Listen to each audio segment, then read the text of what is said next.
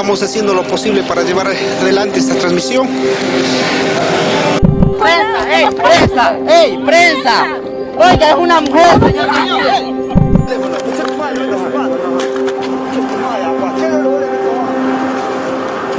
Periodistas en Quito y Guayaquil sufrieron agresiones durante las manifestaciones por la paralización del sector transportista.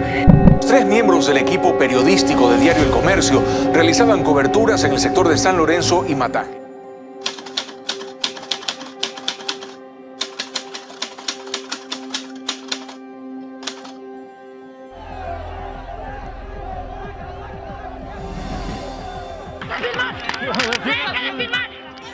Desde sus inicios, el periodismo es considerado como una profesión de alto riesgo, ya que los comunicadores desempeñan un papel muy importante en la sociedad al momento de difundir o cubrir una noticia. Durante los últimos 25 años, han sido más de 2.300 periodistas y reporteros los que han fallecido en el ejercicio de su profesión. La mayoría lo ha hecho cubriendo noticias de actualidad.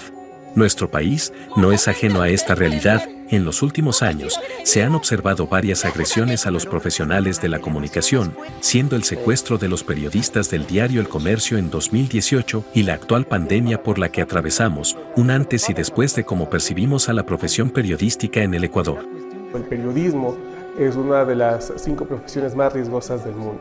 ¿Por qué? Porque siempre hay un interés por parte del poder, ya sea político, económico, inclusive de estructuras criminales, que ven al periodismo como peligroso en torno a que se transparente lo que ellos hacen o se difunda o se viralice lo que ellos hacen y que la ciudadanía lo sepa. Es una de las profesiones más peligrosas, ¿no?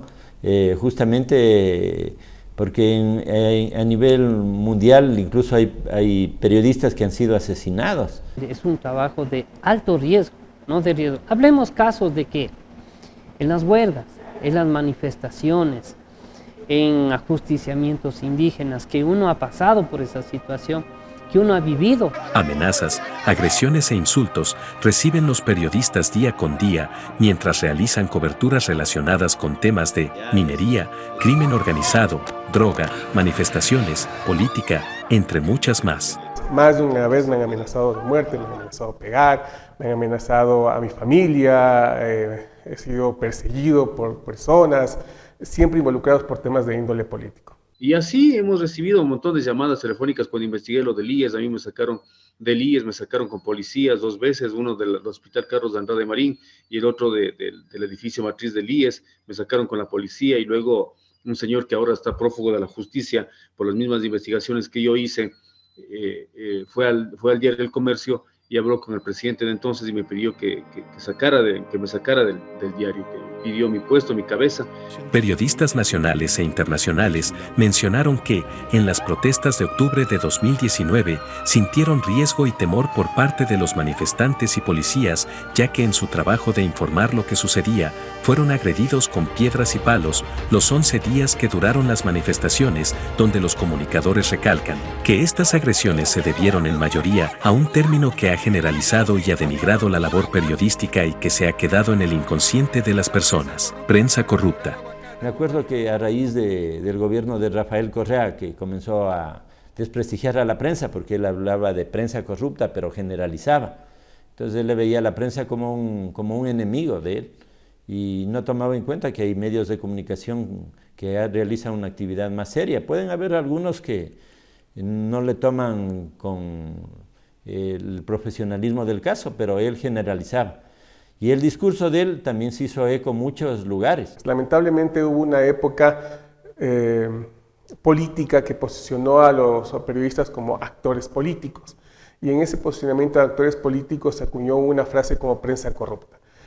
Lamentablemente, acuñar esa frase como prensa corrupta no estuvo adecuadamente conceptualizada en torno a qué se refería prensa corrupta. Hay que reconocer que en el país hay varias empresas de comunicación que siempre han estado ligados a grupos de poder y han sido voceros de esos grupos de poder. Históricamente, y no solamente en Ecuador, pasa en Estados Unidos o en España.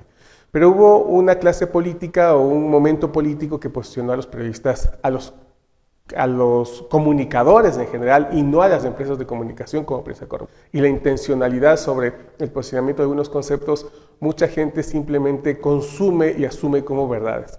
También, por ejemplo, en las últimas manifestaciones de octubre que hubo en el 2019, si no me equivoco, nosotros salimos a hacer una cobertura, nosotros salimos a cubrir, pero muchas personas de pronto se ha visto que en estado etílico o no sé, o tienen fobia con los periodistas, nos empezaron a lanzar palos, nos lanzaron piedras. Muchas veces cuando vamos a cubrir también nos han pinchado las llantas, nos han golpeado el carro, han tratado de abrir los vehículos para robarse los equipos de comunicación de nosotros. Entonces sí tiene su riesgo porque casi estamos en lugares donde no es comúnmente estar cualquier otra persona.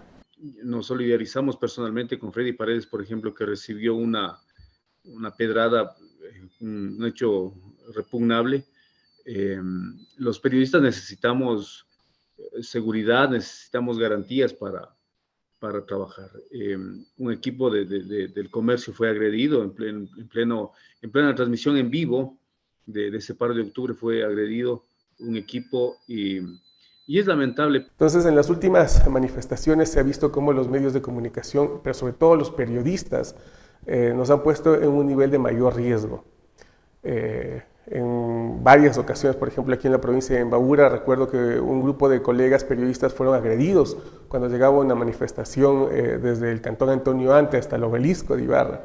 El trabajo de los periodistas como tal consiste en buscar información, reunirla y difundirla. La función que desempeña es hablar con la verdad, aunque a veces tengan que cubrir temas delicados que se asocian con el crimen organizado, poniendo en muchos casos en riesgo su vida, como fue lo del equipo de Diario El Comercio, Javier Ortega, Paul Rivas y Efraín Segarra, que viajaron desde Quito a la provincia de Esmeraldas, para realizar una investigación sobre los atentados ocurridos en la frontera norte por parte de grupos criminales, donde al llegar al sector de Mataje, fueron secuestrados un 26 de marzo de 2018 por el Frente Oliver Sinisterra. Ese 26 de marzo, lunes, recuerdo que viajamos, Javier viajó a la frontera por el lado de Esmeraldas y yo viajé a la frontera por el lado de Sucumbíos.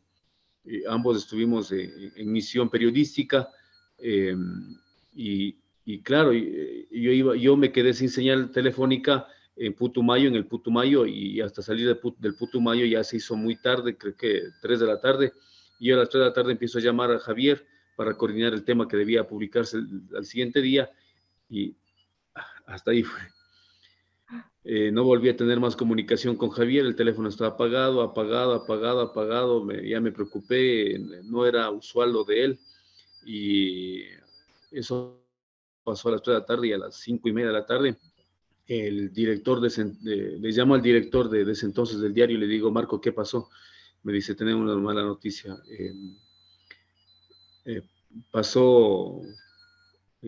Javier lo secuestraron. Estuvimos a unos 3 o 4 días conversando con los compañeros del diario El Comercio. Estuvimos en San Lorenzo por esta situación de esto del guacho, de la droga, todo eso. Y conversamos con ellos, desayunamos con ellos y ellos nos dijeron que iban a hacer un trabajo. Y como ellos arriesgaron sus vidas y ustedes saben cuál fue el resultado final de ese trabajo investigativo que ellos hicieron. De pronto les engañaron, ¿sí? Para mí que de pronto les engañaron, que les van a dar las entrevistas, todo eso, pero hay varios puntos que quedan ahí en el aire que nunca fueron esos puntos unidos y decir cuál fue la verdad. Yo desde muy pequeño en la comunicación he estado bien metido en la frontera. Hicimos un montón de trabajos en la frontera antes de que ocurriera lo que ocurrió con nuestros compañeros desde hace muchísimo tiempo, haciendo trabajo de mucho riesgo, no el riesgo que corrieron nuestros compañeros en el 2018, pero siempre ha habido riesgo, siempre ha habido narcotráfico por ahí, siempre han estado presentes las mafias, las bandas delictivas, son corredores por donde saca la droga. Siempre va a haber este elemento de peligro para los periodistas por el hecho de que uno como periodista está comprometido a que se conozca lo que alguien no quiere que se conozca. Los momentos más tensos para mí han sido cuando he estado trabajando en temas cerca de la frontera, ¿no? Esos pueblos, o sea, no hay policía, no hay militares, nada de ello, es muy peligroso, riesgoso para un periodista entrar ahí. Es medio complicado porque a ciertos lugares tienes que pedir el apoyo de la policía y todo eso. Antes no, uno llegaba como periodista, se identificaba y no había problema. En todo el mundo, la pandemia de la COVID-19 ha tenido un impacto considerable en los medios de comunicación. Aunque la mayoría de los países se enfrentan a realidades diferentes, periodistas en todo el mundo experimentan retos comunes provocados por la pandemia, ya que se exponen a grandes riesgos al informar sobre la crisis sanitaria. Bueno, en mi caso yo no paré nunca. Personalmente no paré nunca. En los momentos más fuertes del confinamiento, creo que fui de los pocos periodistas, porque realmente fuimos muy pocos, los que salimos a hacer coberturas en la calle. Nuestro trabajo es en las calles, nuestro trabajo son los sectores, nuestro trabajo es fuera de la oficina, donde pudimos captar imágenes que prácticamente quedarán en la memoria de muchas personas que pudieron ver, que pudimos plasmar en el periódico cómo era la ciudad en las horas de toque de queda, prácticamente calles desiertas, todos los lugares cerrados. Hubieron comunicadores a escala nacional que fallecieron justamente contagiados con el virus por las coberturas que realizaron. Acá nosotros tuvimos permanentemente, prácticamente no nos paralizamos con el trabajo, no nos paralizamos porque teníamos que contar cómo estaban las ciudades, cómo estaban trabajando, y a pesar de que hubo cuarentena, nosotros nos facilitaron unos salvoconductos con los que nos podíamos movilizar. La salud mental de los periodistas es uno de los temas poco mencionados, puesto que los comunicadores en sus coberturas de pandemia conocieron de primera mano las amplias implicaciones que tiene para su bienestar psicosocial, la tremenda presión a la que se enfrentan en el contexto de la COVID-19. Una manifestación que hubo en el Hospital San Vicente de Paúl por parte de los trabajadores tercerizados, que no se les cancelaba más de 9 meses su remuneración, y resulta que en plena pandemia no se les cancelaba y no tenían insumos. Entonces ellos se paralizaron y pidieron a los medios que vayan. La gran mayoría de compañeros periodistas ya no estaban trabajando y no fueron. En total solo fuimos a cubrir cuatro periodistas de ese momento, y nos tocó ir al hospital en uno de los momentos más álgidos. Un día el director del IES, el doctor Jaramillo, nos dio esa oportunidad de entrar a la parte de UCI, donde estaban las personas contagiadas con el COVID. Prácticamente cuando me dieron la noticia de poder permitirnos ingresar a estas áreas que estaban con las personas en UCI, prácticamente al principio no le sentí un temor, no le sentí un miedo, ¿dónde iba? O sea, uno se da cuenta el momento cuando ya se está poniendo un traje, cuando se está desinfectando, cuando está escuchando las indicaciones del doctor, de la persona encargada del área. Ahí es donde uno te coge un miedo y dice, ¿y qué tal si de pronto me contagio? ¿Tengo familia? ¿Qué tal si yo me contagio y luego me voy a estar como ellos? ¿Qué va a pasar? Entonces prácticamente uno en esa situación tiene que ser bien profesional, escuchar todo lo que te dicen, las indicaciones, y seguir al pie de la letra. Nosotros desde la redacción de Ibarra, me acuerdo, salíamos a hacer coberturas en Otavalo, en Cotacachi, pero también en los poblados fronterizos, porque como ustedes recuerdan, se cerró la frontera a raíz justamente de la pandemia. Entonces la gente quería conocer qué está pasando, qué pasa en la frontera, y para nosotros, a pesar de los riesgos que representaba, nos tocaba salir y recoger la información en estos puntos, y obviamente con las medidas de bioseguridad, tratando de tener contacto con la mayor cantidad de gente y haciendo entrevistas prácticamente a 2 metros, ¿no? Que antes no se acostumbraba, pero eran las nuevas protocolos de bioseguridad que nos recomendaban hacer. Y claro, esa fue otro tipo de amenaza que tuvimos que enfrentar, que nunca antes había pasado esto, ¿no? Pero o sea, de alguna manera era un riesgo en que tuvimos que enfrentarnos durante el año anterior y también este año, ¿no? La agresión y la muerte de un periodista no solo viola gravemente el derecho a la vida, sino que también elimina su libertad de expresión y atenta al derecho de sociedades y ciudadanos que buscan recibir información de toda índole. Hacer bien tu trabajo no siempre es bien recibido. Centenares de periodistas han sido amenazados, silenciados, encarcelados, exiliados o, en el peor de los casos, asesinados por ejercer su labor. La comunicación es bonita porque tienes varios campos donde te puedes abrir, donde puedes conocer. Vas a conocer de mucha gente, donde tú vas a ser un vocero, donde tú vas a informar cuál es la verdad, cuál es la realidad de los casos. Entonces, las nuevas generaciones deben de cogerle como un reto a esta profesión hermosa, pero claro, con las precauciones del caso, porque yo pienso que siempre hay que tener cuidado de los riesgos. Este es un compromiso que inclusive va más allá de tu condición personal, de tu seguridad personal, de tu tranquilidad personal. Es una profesión, vas a sentir el peligro en todos los niveles. En algún momento vas a vivir cosas que inclusive tú vas a sentir que están en riesgo a tu propia vida. Pero la satisfacción de que esos momentos, a pesar de que son difíciles, estresantes, peligrosos, luego tengan una trascendencia informativa, eso te llena. Mi patria y por mi hogar, les prometo que yo nunca imaginé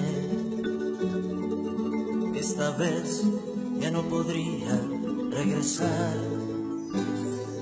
Son hermanos en busca de la verdad, redactando 1000 historias por la paz. Somos cientos, somos miles, somos más. Prometemos no los vamos a olvidar.